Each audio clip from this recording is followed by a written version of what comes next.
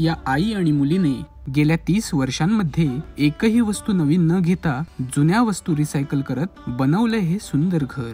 मातीचं घर, जुन्या लाकडांपासून बनवलेल्या खिडक्या, दरवाजे आणि त्यावर सुबक केलेलं नक्षीकाम. हे वर्णन ऐकून तुम्हाला तुमच्या आजी आजोबांचं जुनं घर आठवलं असेल नाही, पण हे कुण्या आजी आजोबांचं घर नसून नाशिक पासून 13 किलोमीटर दूर डॉक्टर मधू आणि निशा यांचं घर आहे.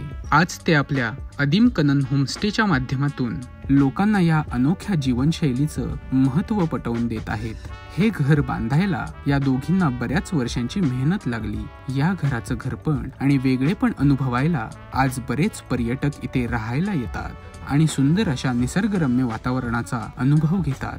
इथे तुम्ही बागेत पिकलेल्या ऑर्गॅनिक फळांचा आणि भाज्यांचा आस्वाद घेऊ शकता. कॉर्पोरेट आणि शहराचं धकाधकीचं जीवन सोडून मधू आणि निशा आज इथे एक सस्टेनेबल आयुष्य जगत आहेत. घरातील ओल्या कचऱ्याचा वापर झाडांसाठी कंपोस्ट खत तयार करण्यासाठी होतो. मधू आज आजूबाजूच्या गावातील लोकांना सस्टेनेबल जीवनाचं महत्त्व पटवून देत आहेत. तुम्हाला देखील या होमस्टे मध्ये जाऊन एक निसर्गरम्य संध्याकाळ अनुभवायची असेल तर हा व्हिडिओ सेव्ह करा आणि त्यांना ह्या नंबरवरती कॉन्टॅक्ट करा. सोबतच अशा आणखीन काही होमस्टेज बद्दल जाणून घेण्यासाठी फॉलो करा द बेटर इंडिया मराठी पेजला.